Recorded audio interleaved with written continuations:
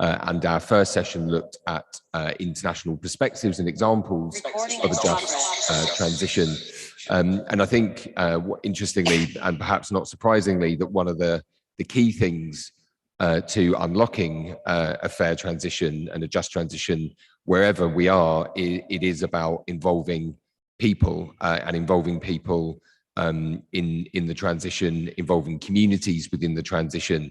And certainly from our perspective, in the work that we've done for the Environmental Justice Commission, that doesn't just mean token engagement. It means engaging people, yes, in the process, but it also means giving people greater control over the decisions that affect them. And in some instances, it means giving them control over the assets and the opportunities and the benefits that can be reaped from the transition. And we've done our own work at IPPR looking at the community action on climate within the UK and all the benefits that can accrue from it. And I think one of the key lessons of that work was not that it's just, as we kind of said earlier, around a just transition. Not only is it the right thing to do to involve people, but actually it can deliver better outcomes because people know their own lives, they know their own communities, and they are best placed quite often to guide the decisions for the transition that are going to affect them. So we're really pleased to have some fantastic speakers with us today. We've got Ian Thomas, who is Director of Welcome to Our Woods in Wales. Welcome to Our Woods are a community partnership in the Upper Rhondda 4 in South Wales Valleys. Their projects are making local natural resources more useful and relevant to our community their community and region. We also have Emma Fletcher, who is the chair of Swaffham Prior Community Land Trust. Emma started her career as a trainee rural surveyor for Cambridge-based property consultants, Bidwell's Managing Estates, and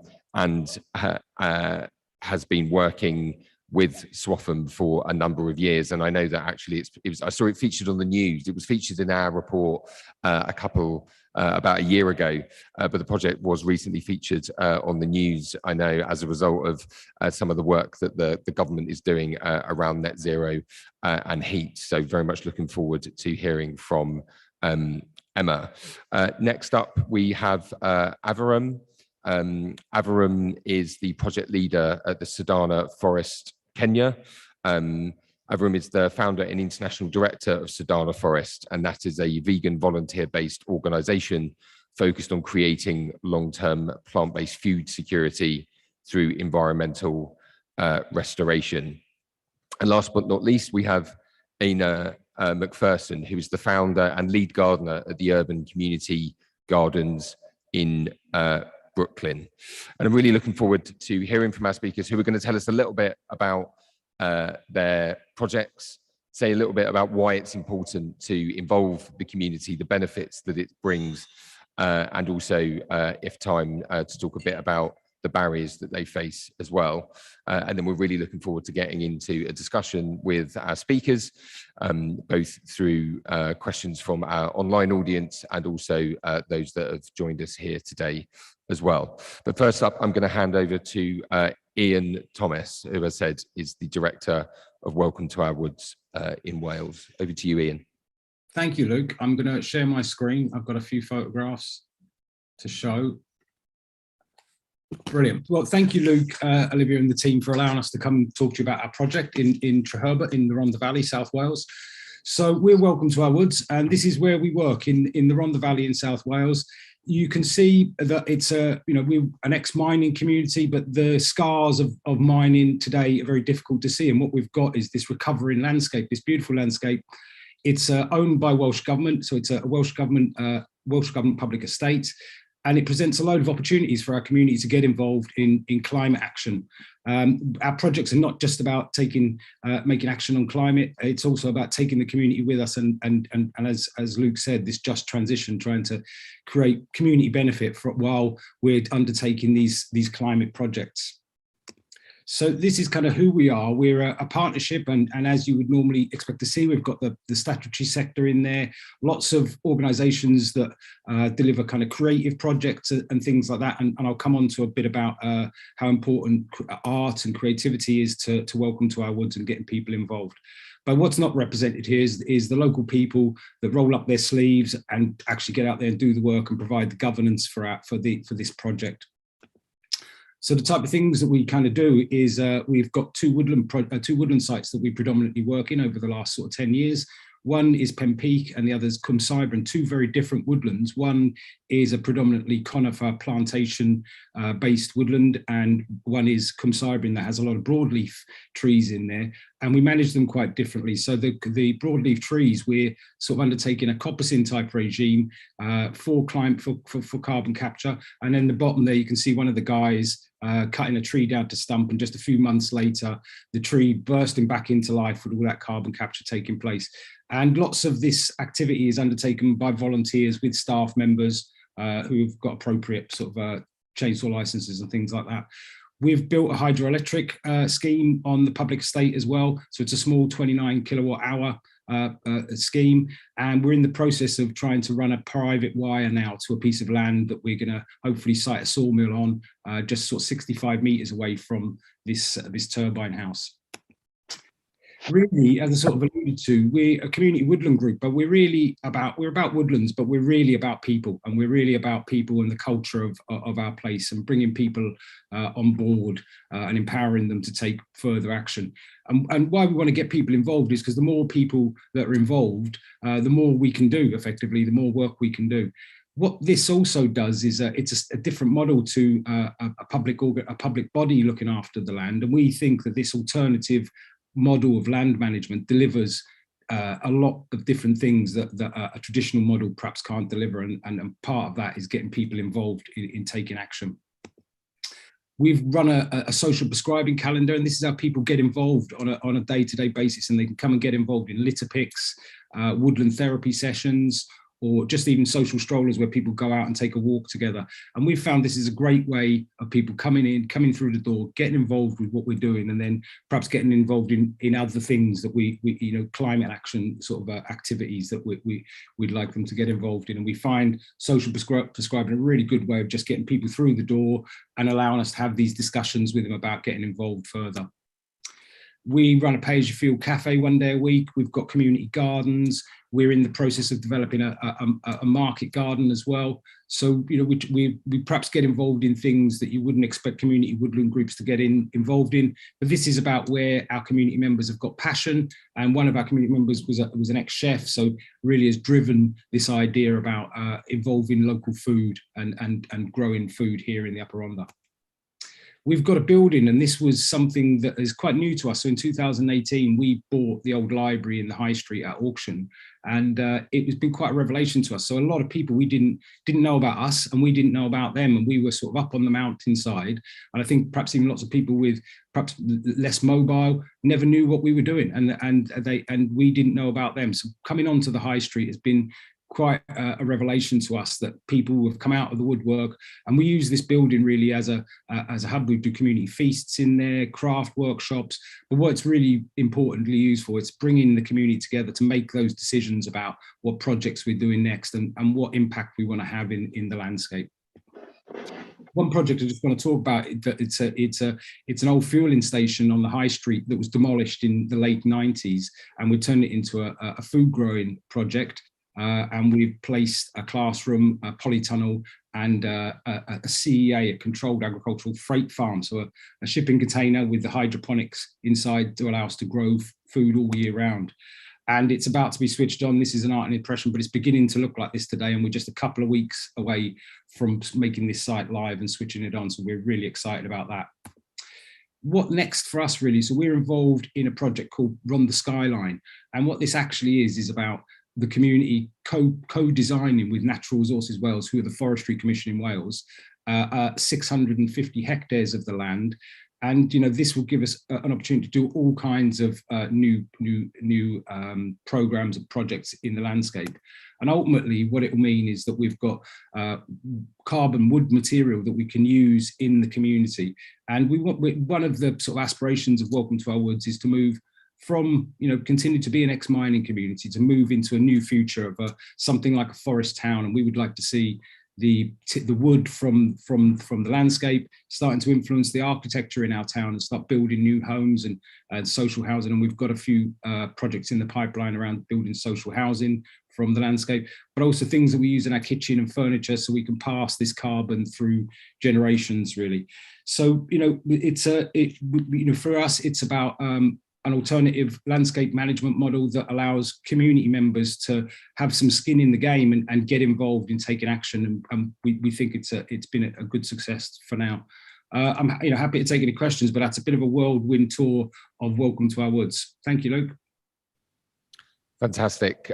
Thanks very much, Ian. That was really useful overview of the work that you're doing, and looking forward to getting into some of the questions, hopefully in the discussion, certainly that I have around the kind of motivation that people have to get involved in the project. Next up, we have, I can't see them on the screen, but hopefully Aviram is next up.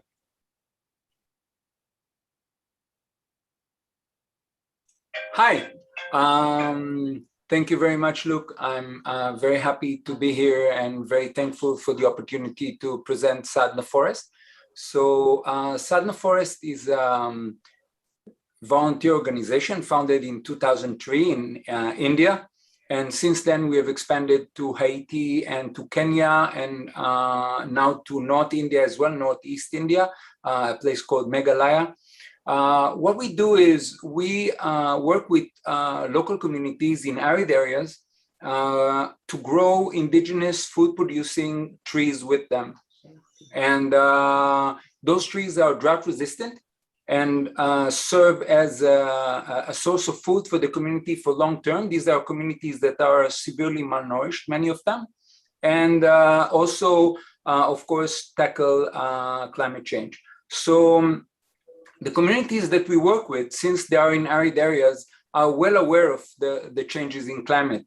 They are affected by recurrent droughts that are becoming more and more frequent, and that poses a huge challenge to them because the local ecosystems have a recovery time from one drought to another.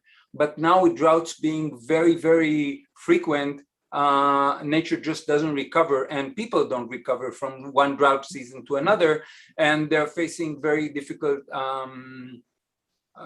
situations. The way Sadhana Forest works is a bit unique, I would say, in the NGO world. So we have permanent centers in the different communities where our team of vegan volunteers live with the local community. And these centers are for years. I've been living in one of these centers in India for 18 years, and our team in Haiti is there since 2010 and since 2014 in Kenya. And we are becoming literally part of the local community and working with it on the vision of the local community. We are not bringing our own vision, but more looking at the vision of the local community and seeing how we can assist to implement that. And basically, in order to understand our project, you need to imagine a small hut in an arid area, and there are no trees around, miles around, there are no trees. And what we do is we just plant trees around this hut. And these trees become a food forest, which eventually produces food for the family living in the hut. And every hut would have its own food forest. And in the end, there would be almost a continuous forest in the whole village. So that's the vision. That's what we've been doing. And sorry to interrupt, Aviram. We're experiencing a little bit of problem with your microphone. It was okay, and then it became quite scratchy Okay. Let me log out and log in again. I'll be back with you in a second. Okay. Sorry.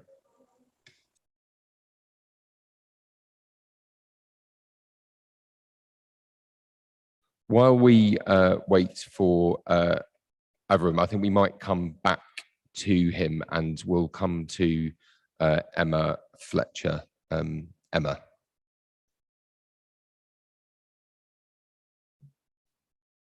Thanks very much. Can I share my screen? Absolutely. Thank you. Okay, so Swaffham Community Land Trust was set up about 7 years ago, and we built some homes for the community. And then after we delivered the homes to the community, we thought, well, what else should we be doing for the community? And something that was keen to us, being all on oil or electric, is that actually fuel poverty is something that really impacts on our village and many others like ours.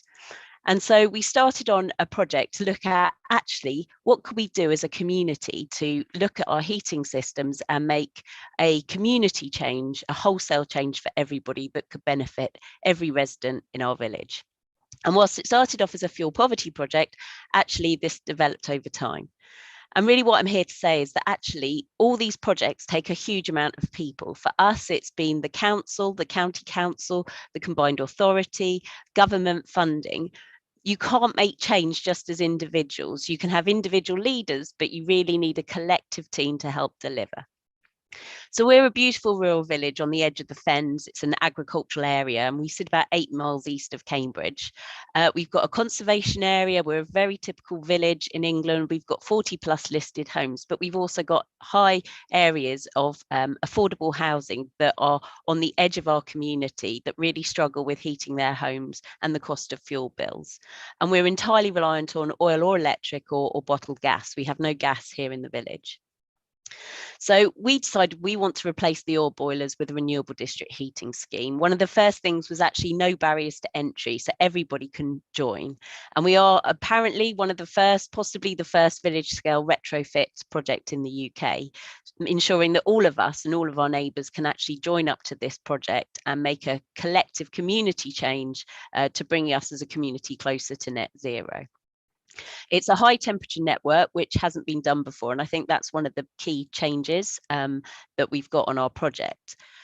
So what it is we have 130 boreholes going into a field on the edge of the village. We have a energy centre also on the edge of the village, which will be fitted out with air source heat pumps, industrial air source heat pumps. And we will be tapping into a remote solar farm, which is off site. And then the network of hot water will be pumped around the village to everybody's homes. This is a picture from last week. This is the first of two of our 3 drilling rigs that are coming into the village, and they're going about 200 metres down across the field. And the field then will be reinstated back to the tenant farmer and will be used as permanent pasture. This is very exciting. This is from yesterday. This is our energy centre that's now going up. The new steel frame building is going in, replacing an old agricultural building. And that's going to house our air source heat pumps and 4 tanks of effectively hot water, which is our backup system. These are the pipes that are going into the road. They're fairly well insulated. These are the main pipes, and we've got 7 kilometres going in around the village. And this is the heat interface unit. So we're getting rid of our oil tanks. We're putting a small combi boiler effectively on the wall of people's homes. So they're getting rid of their oil tanks. We're price matching to oil. And there's also a standing charge as well that we're charging people. But in short, it's comparable, if not cheaper than oil. And then it doesn't expose the community to increases in variations in oil prices, which we've seen anything from 19p to nearly 80 pence a litre. And also it means we've got a controlled supply through our solar power farm. That means that we have a supply of electricity which is fixed price. But we spent a lot of time working with residents, and it was one of the first projects in the UK to go forward. We have no precedent in the UK we could really point to that have been done at this scale, and that has been one of the biggest challenges to this project. People have accused us of being guinea pigs in the village, etc., but actually we're really behind the curve. This is happening in Denmark, in Sweden, in northern Germany, but the resistance to change on the fuel poverty issue and also on sustainability and climate change issues is still really high. And one of the things we learned really early on is we have to look professional. So you'll see on the left here, we've got a really decent set of flyers and logos and pamphlets and things like that, because even if you're a community group, you have to look as if you're serious and if you're actually doing this professionally. And that's something we learned really early on. In terms of our housing association residents, we've got a lot of people here who really set to benefit from fuel poverty as well as a climate change agenda. A lot of them are on electric heating, and they really do look to save a lot of cost on the daily running of their homes. So in terms of climate change, in terms of sustainability, but there's a real economic benefit too to the people in our community. There's a few little stats here, but effectively we believe as a community we'll save over 1,000 tonnes of carbon a year. And this is a collective change that we're bringing together. And we also know that we're inspiring other villages, and we've spoke to now over 50 different villages across the UK, but there are 40 in Cambridgeshire alone and 10,000 homes that could really benefit from this type of community system. But the real issue is that are all the residents happy? And I think this is really key to anything that is changing on scale. And a lot of our residents are signing up and they are really, really interested in the project. However, we do have a number of very, very vocal climate change deniers and also people who do not think that we should be doing this in our village and are resistant to change. And I think this is really key, is that you think you're doing the right thing from fuel poverty, you're doing the right thing by the climate, but actually the comments that we've had through is people think they've already done their bit. They've got a couple of recycling wheelie bins, they've changed to an electricity company that's doing renewables. You know, they think that air source heat pumps will work. Well, they don't cost £5,000 a piece, and on old houses they don't get hot enough, so we know that air source heat pumps don't work. So I think the real thing for me is, and it is a real issue with how we bring communities on board, is that people don't realise how much their lives have got to change in the next 5 to 10 years. And that's something that needs to be addressed quite quickly by the politicians and by the leaders, that if we are going to see this change, lifestyles do have to change, and therefore collective pressure and coming together to do that, I believe, is the only way we're going to see wholesale change across villages, towns, cities and across the country to achieve some of these targets we've all got to get to. Thank you.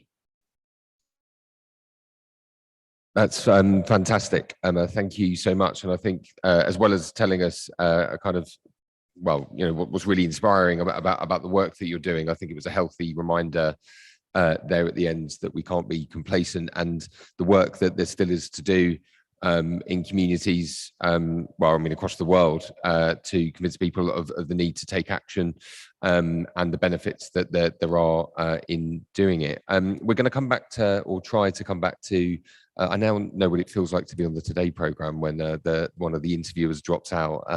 So I'm going to come back to Aviram and try again and see if we've fixed the mic. Is it okay now? That's much better, thanks. Okay, thank you very much. I'm sorry I dropped out. I wanted just to add one more thing. Basically, the problem is that we need more forests, but we need also motivation to plant them. And the motivation to plant them can come from communities that are malnourished, because trees can supply a huge amount of food. So we're trying to use the fact that you know, we need more forests to support people that are in need of food, and that works perfectly. There are about 130 million people in the world that are suffering from severe malnutrition, and at the same time have a ownership of land around their homes. Some of them have 2 hectares, 3 hectares of land that is completely arid. Especially in the south. I see that most of the projects here in the north, but in the south we have different problems and a lot of arid lands. And we are trying to create this change with the local community. So as I said, we are in 3 countries at the moment, expanding to the 4th, and hoping to start the Sadhana forest in every arid area that we can, in order to regenerate the land and provide food for people. Yeah, thank you. Perfect. Thanks very much for finishing off there, and looking forward to getting into discussion with you. Last but not least, we have Ina McPherson, who I've been really looking forward to hearing from ever since we had a call on Wednesday to hear a bit about your project. If you're there, Ina.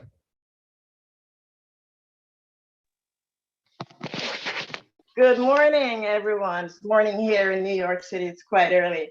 I'm very happy to be here to talk a little bit about our projects. I'm a community gardener. I started in this movement because I love horticulture. The gardens that I'm involved in, 4 gardens currently. I'm a little bit of an overachieving gardener. And we are part of a city network of over 500 gardens.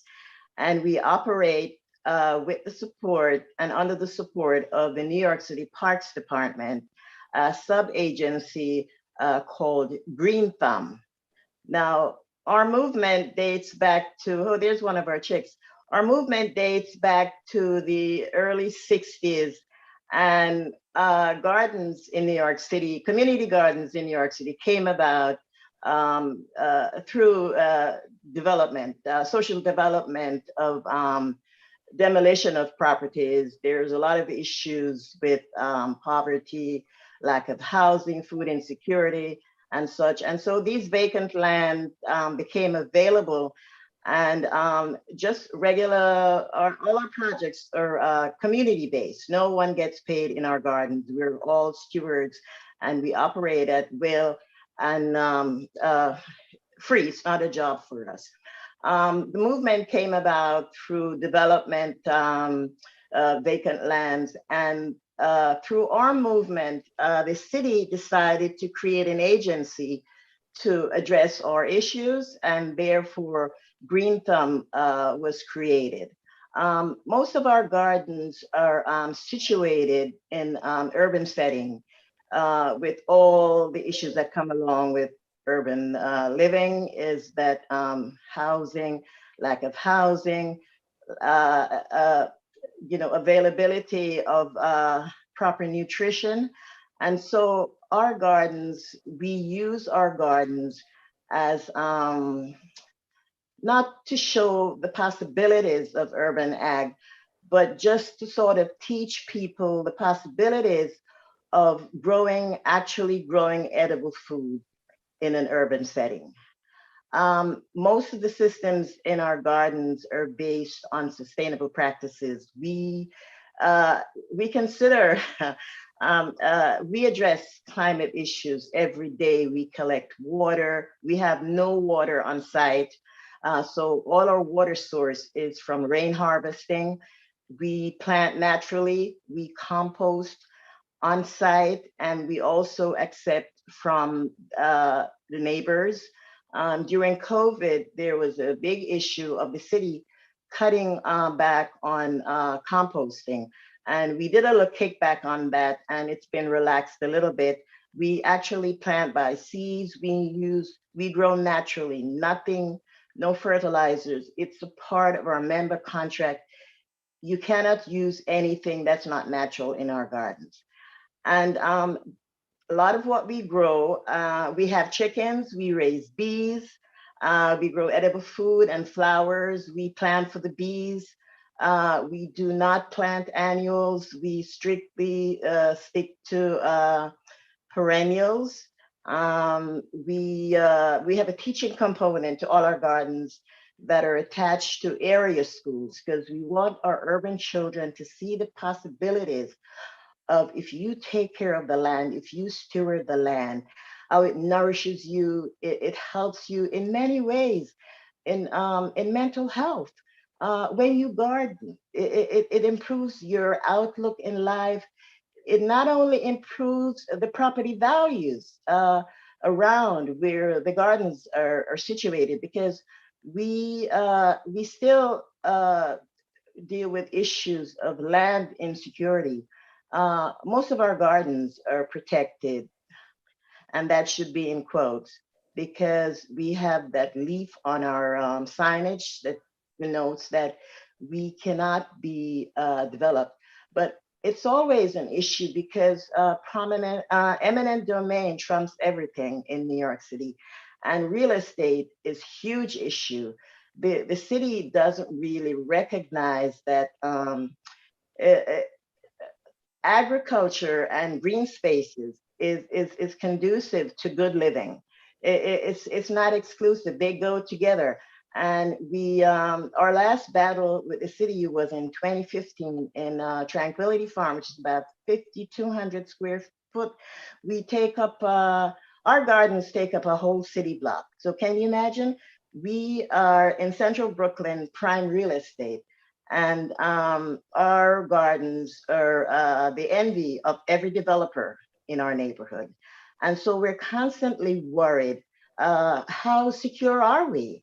And so that factors into how we operate, but we make the best of it. And that's it in a nutshell.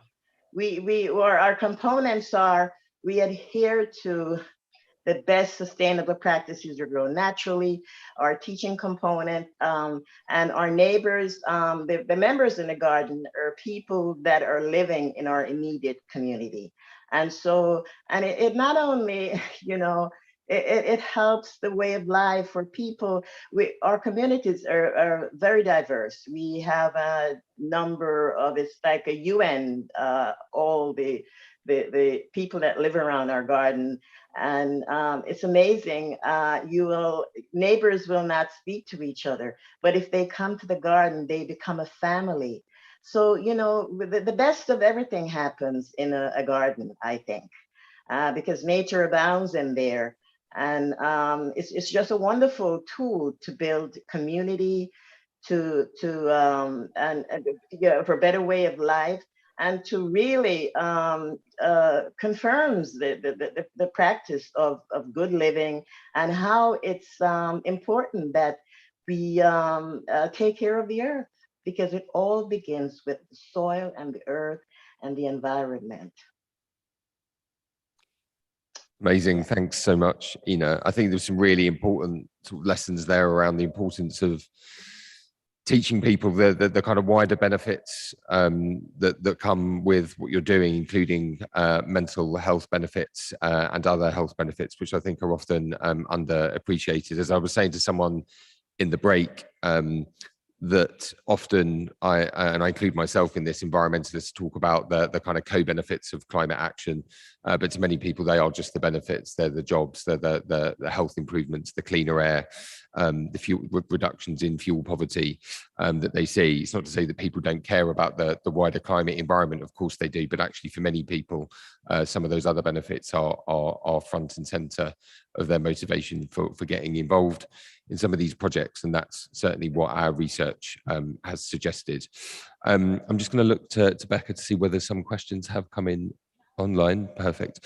So Becca's going to read out a couple of questions from online, but I'm going to come to the room first to see if there are any questions for our speakers on their projects. There's a gentleman at the back.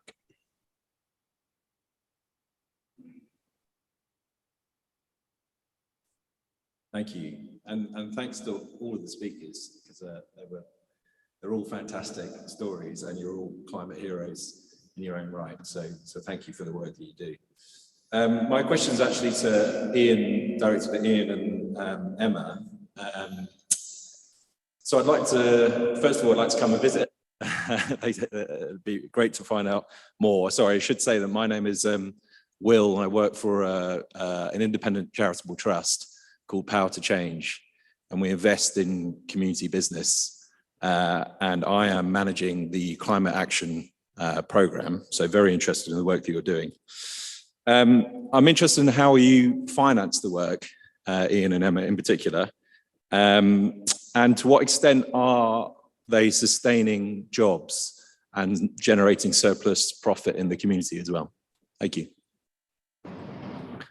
It's you know, we have aspirations to so we're funded through some lottery programs. So we're very fortunate. The lottery in Wales have given us a 7-year lottery program to really lay down the foundations, and that's quite unusual. They gave us 7 years, and that started back in 2017, and we started back in 2014. These things take a long time, and we've been really fortunate this year then to really bolster some of that funding, and we've been awarded some money to develop an idea around the Climate Action Fund, and that's a UK national lottery fund. So that's the basis of what we've been doing. We've attempted to do all kinds of things, and we do have a hydroelectric plant that brings in some income. We've created green care teams where they've gone out and managed gardens for housing associations and things like that. And we bought a small sawmill. So we hope to be managing the woodland and creating some value products, carbon products that we can lock away in our community. It's a huge aspiration for us to be independent and use the grants for the really nice things, but have our core funding to make sure that we're here moving forward. It's a really important feature of our work. The Skyline project does present us with that kind of economic scale, managing a woodland of that size. We think that we're going to be able to have a sawmill and potentially look into biochar production in a small scale as well. So we've got some aspirations around that, but it's a really important feature because funders like to fund new things, and we're aware we might look new now, but we may not be so eligible for grants in the future. So it's a really important feature of what we're trying to achieve. But great question, man. Yeah, similarly too, we have benefited from amazing amount of grants because this hasn't been done before, and so there's an awful lot of innovation, and dare I say it, we've hit a few dead ends and had to come backwards on ourselves. But one of those things is that we've said, because we've had the grants, actually we will help encourage and work with other communities, because that's what we've benefited from. But in time, like when you buy a brand new technology piece of equipment, the price comes down in 2 years' time. That's what we're aspiring to do, that actually the price will come down for other people. Now, in terms of the grant, we've obviously got the grant coming in, but Cambridgeshire County Council have got an amazing team which are tasked with generating energy and money from energy systems they install across the whole of the county network of buildings and farmland. So they're taking it on, and after the grant funding, we'll be running it on a commercial basis. In terms of money back into the community, the idea is that it doesn't make a super profit. The cost base charge comes down if we make more money, etc. So it varies. So it's always of a benefit to the community going forwards. But I'm very aware that other communities are going to struggle to find that funding, but I can direct them in the direction of the energy hubs. Have been fantastic resource in terms of helping communities get those initial grants and get going on their projects. I'm directed at you, but I would be interested to know, Aviram and Ina, how your projects are supported and funded, and also the jobs associated really with the work that you do. If there's anything else you wanted to add on that. Well, can I just add that, our projects are strictly run by volunteers, but we do get quite a bit of support from the city agency. And I would tell you, the community, people buy in to the work that we do, and they will come to us. I mean, I've been in this business for 21 years, and I've never had to ask for anything. When any person, a developer or any, sort of well-off person comes in the neighborhood, they automatically comes over to us and say, what is it that you would like? We like what you're doing. And usually I will say, well, we're not really in need of anything. And then something comes up, and just like that. So, and people they support because they buy in. And sometimes that is the only way they can contribute. And it makes them feel good. And it benefits, it's just a win-win. So we do write small grants for little infrastructure items that we may need, but most of our goodwill is from the community and from the agency by which we operate under. So yeah, so we're never at a loss for any goods, nothing. I'm happy to say. Thanks very much. Aviram, did you have anything to add? Yeah, our sources of funding are very diverse. I mean, from personal donations, private small donations of a few euros or rupees, to UNDP grants, World Bank funding, government funding, different sources, depending on the place and the kind of project. Some of our funding is sort of per tree funding for planting trees. Some of it is more for infrastructure and for different activities. Yeah, we are a volunteer organization, so our costs are very, very low. We don't pay salaries to anyone almost, except of local people for certain works, and that reduces our cost very, very much. So we are quite attractive for funding because we can do more with less, so to speak. Yeah, thank you. Thanks very much. If you do have any other questions in the room, do raise your hand and I will come to you. But I think we'll go to questions online, which Becca is gonna read out. So our most popular question at the moment is, it's a question for Enna and other panelists as well. What advice do you have for rallying volunteers and building a community in a village, town or city? It's come from the same person who's also asked earlier, how do you deal with people who are reluctant to change? And also just to give a special shout out to Brian on the chat and in the questions for his question around fungi and the comments that the panelists have given back to him. But he's been a good advocate for the use of fungi in environmental restoration and is clearly giving some good top tips to some of our panelists online. So a shout out for Brian for sharing his expertise.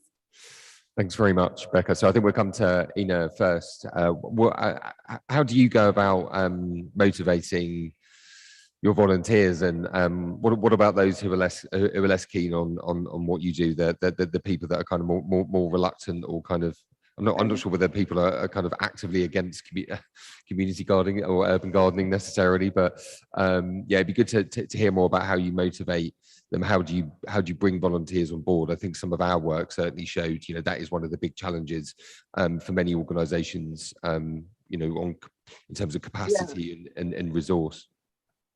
Well, yeah, that's a very good question. We have had some issues around, like when we started to raise bees, there was big concern. Everyone's afraid of bees. And so, and especially our neighbors are just right next door. They could look over. And, so we actually invited them in. And the first harvest we had, we gave them so much honey. And she said, oh my God, this is actually coming from next door. She said, I see those flowers. I could taste the flowers and the honey. And so it's just basic courtesy. When we started to raise chickens, according to the city ordinance, you cannot have roosters. And you don't need roosters to get eggs. Chickens are born with their eggs lined up in their ovaries and stuff. And so, but somehow, when you buy, we get them a day old and they're not able to sex the chicken. So, we had 2 roosters and it presented a problem because the roosters started to crow. And one of our dearest supporters, he's been with us since he was 5 years old. His bedroom opens up on the farm. And we were concerned, he's a kid, he has to go to school, he has to get his rest. And I said, Ernie, well, what do you, he said, oh, I love it because they wake me up in the morning. So, we're lucky. Our community, we get so much support. We have never had a break-in. We don't have to lock anything up. We've had issues where cars keep running into our fence at the intersection. And I get so many messages sometimes before I'm even there. So we have total full support because we give the surrounding residents a sense of community. They have to know that we're there, but we're working on their behalf. And it is theirs as well as ours. And they're free. I've never planted a tree by myself. I always involve the community. And when you have a community member helps you plant a tree, he's got ownership right there, And so we've been lucky. During the year of adversity in 2015, developers were driving around and asking the merchants around what is the situation and telling them about their aspirations. Those people got so upset. They said to me, my God, Miss Ina, you told us the site was protected. I said, it is, but they tried to gaslight you. So yeah, we have, but the best thing I would encourage anyone to get anyone on board with your project is to give them a sense of ownership, be kind to people. Don't really you know, answer to the things that they will say, well, how do you garden with rodents? I said, we garden despite having the issue of rodents passing through. So it's just common courtesy. Be a good neighbor, that's all. And people will buy in and give them a sense of ownership and community, and they will have your back. Yeah. Thanks so much. I think that's really powerful, and I think really comes through really strongly through many of the projects is around that notion of a sense of ownership in terms of motivating people to keep coming back. Do any of our other speakers want to add to that about how they motivate their volunteers? Can I add something, Luke? It's, I agree. Be kind and talk. I think everything that Ina said there was absolutely spot on. I think for us, it's about talking to people about things they want to talk about. So if it's about jobs, if it's about flooding, if it's about things like that, and then we lead on to greater conversations about these things. What I would like to, people challenging the work that we do, and I think there is a lot of misinformation out there about what the future might look like, for people particularly in the Rhondda Valley, the place where we work. So we kind of think, and Ina's alluded to it, that actually what we're talking about is a better life, a good life of with outdoor spaces, cheaper energy, cleaner energy, better air to breathe, better food to eat. These are all things that, and I think what we've got to have is this frank conversation about what we're actually talking about. Now, you might not be able to take many private jet flights, and you might not be able to holiday in the Bahamas 3 times a year, but actually, if that's not what you get to do anyway, then having better food, having better places to stay, having better public transport, having cheaper energy bills, cleaner energy are all positives in people's lives. And I think a bit of work that we now need to do is Welcome to Our Woods, and we're working with a really great local economist, Calvin Jones, we're going to be working over the next year to develop some type of system where people can make some choices in their life. And how I can only imagine it is that it's a graphic equalizer where you want to spend a bit more time with the family, you don't want to travel to work, and what that might look like to you in the future and what the carbon impacts that will have, and have a frank conversation, because I suspect our lives will be a lot better once we sort this situation out. So I just sort of leave it there. Thanks so much, Ian. I'm going to take some more questions now, but if Emma or Aviram have any responses to that question, then you can pick it up in the next round. I just want to look to the room to just check there's not anyone who wants to add a question. No, we'll go to the questions online. Becca. Quite a few, so I might do a bunch if that's okay. Yeah, let's take 3 maybe. Great. So one here on everything you've said today relies on grassroots. Will you advocate a people's manifesto to augment this approach? I mean, one to counter climate disaster while protecting people's lives and standards. And then we have 2 questions here about the support of local authorities and the engagement of local government. So firstly, one person says, all the projects today are great. How much would local authority funding to produce a local area net zero plan enable more of these projects to go ahead? And would a regional coordinating body help? And also a question on any tips for getting local government on side in situations where not everyone in local government has always got climate action, environment, etc. as their top priority. This person's a resident in Bromley, and they feel that their priorities aren't quite aligning with their local councillors at the moment. Fantastic. Well, thanks very much. And I guess for international contributors, I guess obviously some of those questions are kind of focused around the UK context, but I think there is definitely something there in understanding your context as well about how local or state municipal government, how supportive are they? How much would it help if they kind of had plans to deliver net zero, and if they had the resourcing to do that? Any tips for getting them on side? I think that's relevant to all of you. And finally, yeah, there was that question about a people's manifesto as well. I will come to Emma first. Emma.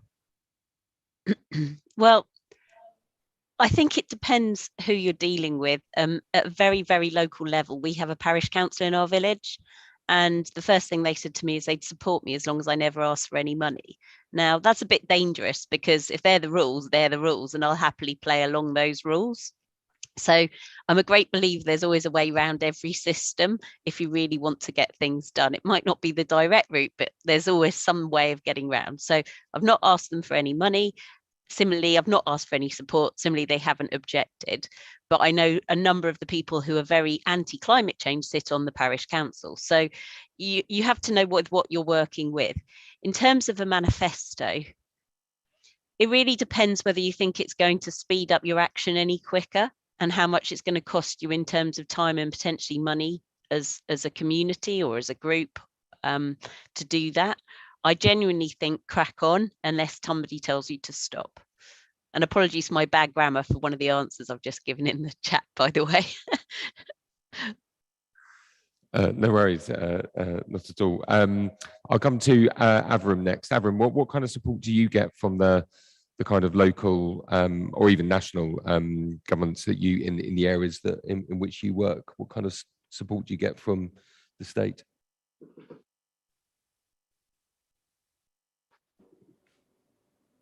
I think you're on. I think you're on mute, Aviram. Sorry. So the reactions of the local governments or authorities range from no objection and just saying that they support to actually funding the project. So in Meghalaya in Northeast India, our project is fully funded by the government of Meghalaya together with the World Bank. And that has been the first time that this happened to us. And it's a wonderful thing because not just that they give the money, but they also give a lot of other support that comes with the money and give a lot of credibility to the project as well. So that has been a new thing for us. Yeah. Thanks very much, Ian. Yeah, so we work in a very different context in Wales. The Welsh Government have got the Future Generations Act in Wales, so it's an obligation of the local authority to deliver the carbon agenda. The climate emergency. Wales has declared a climate emergency as a government, and we get huge support from them. They can't do enough to help us. It's a grassroots project, so it has to be led by people, and I think that's some of the conflict sometimes, is that local authorities and government bodies want to be in charge, and we're about empowering local people to make decisions. So there's a slight conflict there, but I just wanted to give a tap on the back to Welsh Government and our local authorities that we've got a Future Generations Act in Wales, and it's something that we need to build on, and the rest of the world need to follow suit of Wales really in that way. So just to big up the Welsh Government on the work they've done. Thanks very much. I totally agree with that. The Future Generations Act is, I think, a really powerful and kind of inspiring piece of legislation, as well as the kind of Commissioner, Sophie Howe, the work that she does, the Future Generations Commissioner, and it's certainly something that we've recommended at IPPR should be applied elsewhere and in other contexts. Ina, you mentioned a bit earlier the kind of support that you're getting from the local state and the kind of the parks department. I wonder whether you could say a little bit more about the support that you get from them, and whether it's always a helpful or sometimes whether it's a hindrance to what you're doing. Yeah, absolutely. I just wanted to preface, though, that it is important that as community people, we get involved in our local politics. We have to get involved. We cannot operate in a vacuum and go to them only when we're in need of something. We have to know who our city council representative, who our district managers are, and we have to go to meetings. I sit on the Parks Committee. I'm proud to say I was able to create an awareness of our community, to know that community gardens are a part of the Parks Department. No one knew that. They thought, I don't know what they thought, we're just operating at will. And, I got our manager, I gave his number to everyone. He had to change it because, oh my God, we had no idea. So it is important that you, on this local level, you get involved and know who the players are, and they have to know who you are, and you have to have tangible evidence of what you're doing. We take our vegetables and we drop it off. So, and they said, oh my goodness, we have beautiful peaches in the summer, and people have to see, and that's how you buy them in. They take them in. Now, as to your other part of the question, the support, how is it? Is it, well, you know, it sometimes can be adversarial because we are on the ground, we're stewards and we're volunteers. Everybody over us are in paid position. It's a city job. We turn up every day. We're there from sun up to sundown.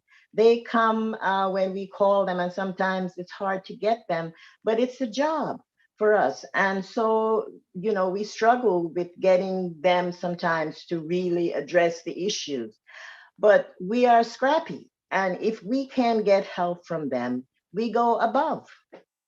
And, you know, we try to maintain a relationship with the ED, the executive directors of these agencies, so they know who we are.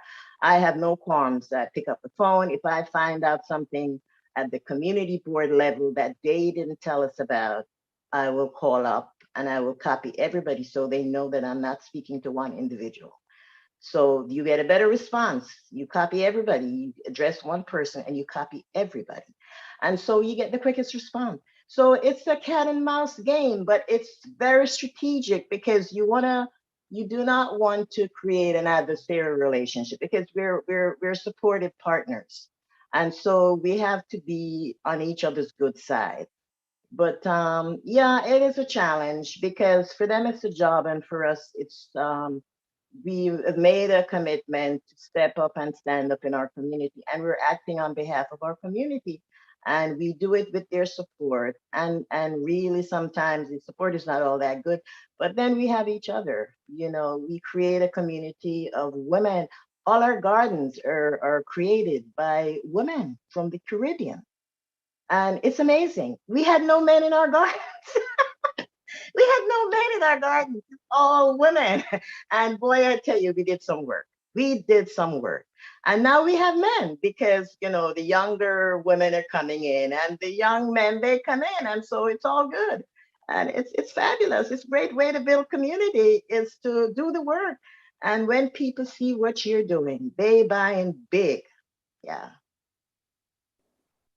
That's fantastic. So inspiring to hear you talk about the project. I think we've got time for a couple more questions, and then wrapped into concluding remarks. So I think we'll just take two, unless there's anyone in the room that wants to ask a question. I think we'll take two more questions online, and then I've just got a kind of question, a final question from me on to wrap into concluding remarks as well. So Becca. Oh, there is. Sorry. Thank you. Just reflecting on that last point about the clear differences between local authorities, between different areas, and the support they get, the money they get. Not every community has fantastic people like yourselves doing these projects. Not every community has access to that money. In the UK, it's definitely very potted. So just reflecting on the first discussion about a just transition, can we really say that we've got a just transition, thinking in the UK across the whole country, if some areas are getting some really great community projects and others are just being left behind? So I just wonder if there's any reflection on how we apply some of these approaches nationally so that we really get a just transition across the whole country. Fantastic. Thank you. And then we'll take a couple of questions online. So one question is, how have you overcome the issue of government investments often wanting returns measured by GDP when much of the benefits of these wider projects involve social return on investment and health benefits and involvement in improving climate change understanding? Can you advise on how these challenges were approached to overcome reluctance or inability to invest? And that comes from Caroline, who works for Community First Yorkshire. And then, to pick a final one,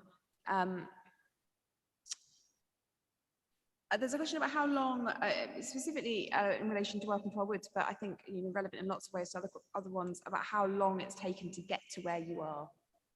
Okay. Thanks so much. So there's a question there about, I mean, I think essentially, what do you do? Because we can't clone you all and put you in every community everywhere. What do you do in areas where we don't have people like yourselves, and there might not be the kind of the will from the local government or local authority or the state or municipal authority to encourage this kind of work. So how do we kind of replicate that? The question on how long it's taken you to get to where you are, and then also the one around investment and potential strings attached. And then my final point really to include in this, and I'll invite speakers to kind of respond to the bits which they would like, is what's, if you could have one thing and from who to kind of scale up your project, what would it be to take it to the next level? What's the key thing? I know I don't want to reduce it to just one thing, but what's the thing holding you back, and what could everyone in the room and everyone online do to help you do more in terms of your projects? And I will come to Aviram first. So I'll start with the last question. I think for Sadhana Forest, especially after the COVID pandemic.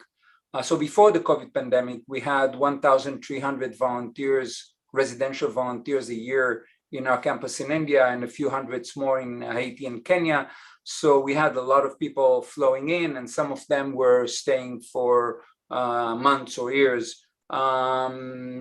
Since the COVID pandemic, the numbers have gone down. So what we need now in order to scale up, which we are, is long-term volunteers, people that will stay with us for a year or two.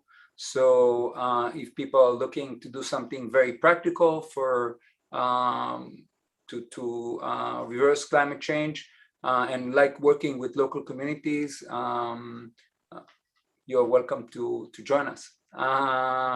Regarding the expectation from local authorities, we never had any expectation from local authorities. We always did things with small donations on our own with the local community. And if the local authorities wanted to support us, they were welcome, but we never asked for it and never conditioned our work for this support. And we generally don't like too many strings attached. We like to be independent, to really serve the local community as a grassroots organization. Yeah, thank you. Amazing, thanks so much. Ian, over to you. Yeah, social return on investment, huge thing for us now to be looking into. And Welsh Government are very interested in getting some models, and hopefully we'll be one of those pilots that will be able to demonstrate that access to some of the timber on the public estate and that huge benefit that comes back that they wouldn't get from putting it into the timber supply chain in a normal way. So yeah, it's a really important factor for us on the social return on investment.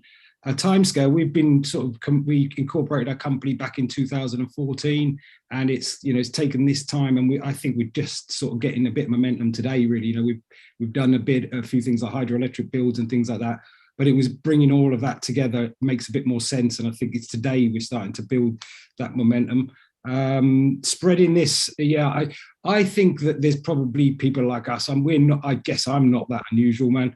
I suspect that there's people in every community. It's about creating this to be a norm and demonstrating that this can be done. And actually, it's not embarrassing to be a local community leader. I think when we talk to young people, they would, I work in the woods, I work near home. I get to sort of dictate lots of parts of what I do. So actually it's a very good job, and I'm paid reasonably well to do what I do. These things, community members want to do this work, but it's about creating this as a norm in a community, and you see this. It is about bringing agency to local people, and you need an organisation, you do need to be professional, and all of the things that Emma sort of alluded to, that you need an organisation to take this forward, and a professional looking organisation, so community members can do what they do. I loved operate at will. I don't know what that is, but Ina keeps on saying operate at will. And I think that's a really interesting concept in itself, that allowing community members to just operate at will. And as long as they were in that framework of positive effects on the climate and the environment, that's a really powerful thing. Last thing from me really is on that subject is that something that's so profound to me about how the success of Welcome to Our Woods has come about. A guy called Alistair McIntosh wrote in a book, and he came to visit us in Cardiff a while ago, and he said about digging where you stand and about digging where you are. And if you're digging miles away over there, well, there's a huge inefficiency to that. Dig where you stand, dig in your own community, and there's a huge power to doing that. And we want to support more people to do this. So that's what I don't think we're that unusual. That's what I want to say. And I don't know whether, I don't mean to dismiss anybody else's work in the panel. Thanks so much, Ian. It's hard not to be inspired. It's a bit of a rallying call from Ian there. I'll come to Ina next before coming to Emma last. Ina. So I'd like to respond to Ian's comment, operating at will. For us, operating at will means that we really set the pace. We created this movement. The agency that supervises us was created through our work, and we existed long before they did. So we make up our own rules, our member rules. We know what the rules are. We operate within the guidelines, but we have autonomy, and we put the work in. And so we get support from the community. When we were struggling, when they wanted to take the garden, the residents wrote letters to the mayor. We had children go down to City Hall in costumes like vegetables, and it went viral. Amazing, you know? And so we get such support. The agency has to step in line, and they know what we do is tangible because our gardens are used. We operate in a gentrifying neighborhood, meaning it's diverse, but there's a lot going on. We struggle also with member retention because it's an ever evolving door of, my goodness, what's going on here? Oh boy.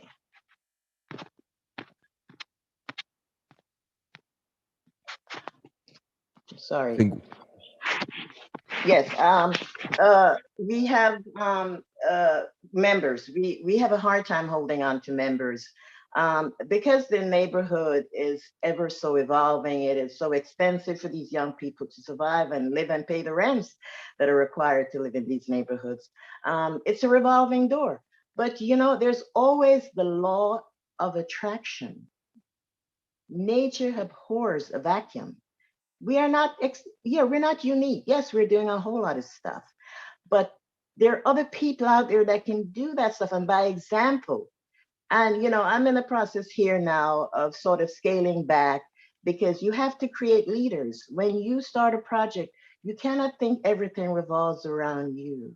You have to start developing leaders. Let people help you to do the work. And then that's how you gradually pull back and they will step up. So there's always someone that will step up and the work will continue.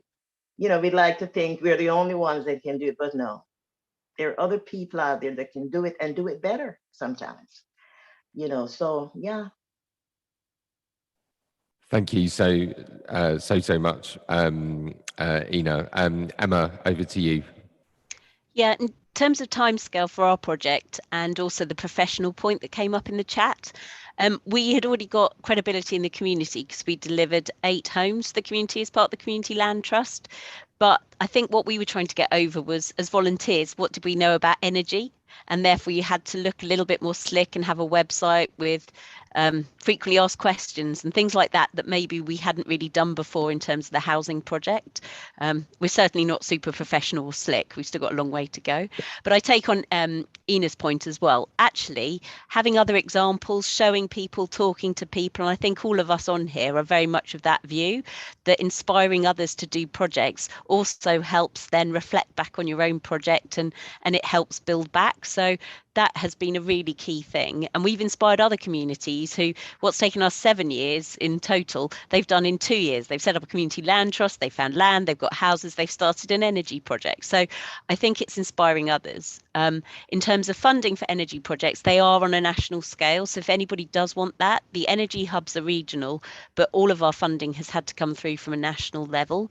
But for us, it's trying to find the right people at the right time, whoever it is, in your community, in the local authority, in the councils, government, wherever, it's pulling those people in at the right time is key. And, you know, I think in terms of the message, I think it's getting to everybody that their lives are going to have to change, but you can take control of that. And from us personally, it's you can either do it on your own or you can do it together, and doing it together has a lot more benefits. That's amazing. Thanks so much, Emma, and a really great note to end on. If we could just thank our speakers for those that are in the room in the usual way. It's been really inspiring.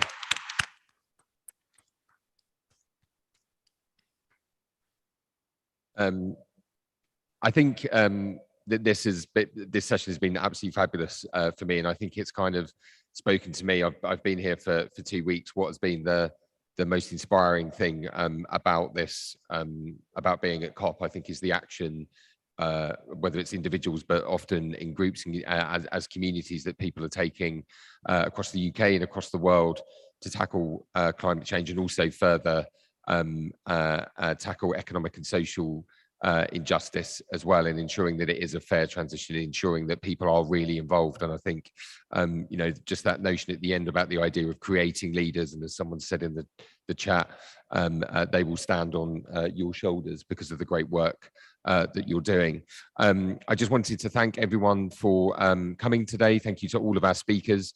Thank you to our audience here in Glasgow and all of those who've joined us online. Apologies to those in the room. I know that the sound has been tricky at times, so thank you for bearing with us. It is appreciated, and thank you again to those that have joined wherever you are online. I also wanted to thank our supporters, Friedrich Ebert Stiftung, local trusts, and Agulhas, who have supported us in this, and also to Glasgow City Council, who have provided this beautiful venue to us. And I understand the team are on number 37 of 40 events that they've been running over the past 2 weeks, nearly there. So thank you very much for that. And also thank you very much to the IPPR team for putting this event on. If you're leaving Glasgow now, safe travels, or enjoy the rest of the conference, and fingers crossed for a final text and negotiated settlement and deal at the end of COP that you know, hopefully can you know, keep 1.5 alive, but also secure a just transition, which has been a core theme of what we've spoken about today. But thank you very much. Thank you. Thank you. Thanks a lot, everyone.